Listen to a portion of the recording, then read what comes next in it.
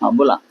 रावसाहेब, काल संसदेत राज्यसभेत नरेंद्र मोदींनी भाषण केलं आणि त्याआधी लोकसभा अध्यक्षांनी एक माहिती दिली की लोकसभेत मोदींना धोका होता. काही काँग्रेस खासदार त्यांच्या आसनाभोवती येऊन त्यांच्यावर काही हल्ला किंवा काही निदर्शनं करण्याच्या तयारी, म्हणून त्यांनी लोकसभेत भाषण केलं नाही. हे बकवास आहे.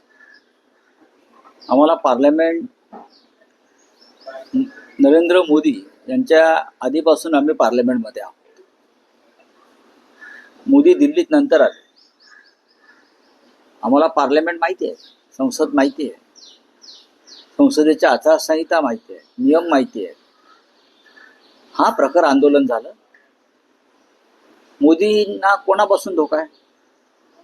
खासदारांपासून, काँग्रेसपासून. ज्या काँग्रेसनं देशाच्या स्वातंत्र्य लढ्यामध्ये सगळ्यात मोठं योगदान दिलं, बलिदानं दिली, तुरुंगवास भोगला, त्यांच्यापासून आणि त्यातूनही पार्लमेंट निर्माण झाली. आणि त्या पार्लमेंटमध्ये मोदींना धोका असं जर कोणी म्हणत असेल तर ते अत्यंत बकवास आहे.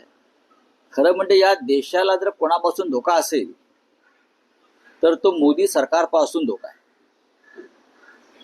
तो मोदी सरकारपासून धोका आहे. काँग्रेस पक्षानं इंदिरा गांधींना गमावलं अतिरेकी हल्ल्यात, राजीव गांधींना गमावलं अतिरेकी हल्ल्यात.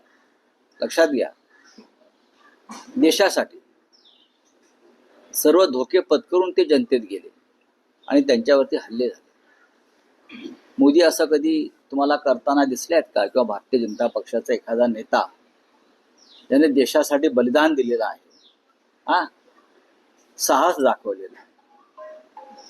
मोदींपासून देशाला गेल्या 10 वर्षात जो धोका निर्माण झाला, त्याच्यामुळे असंख्य निरपराध माणसं मारली गेली, काश्मीर पासून मणिपूर पर्यंत.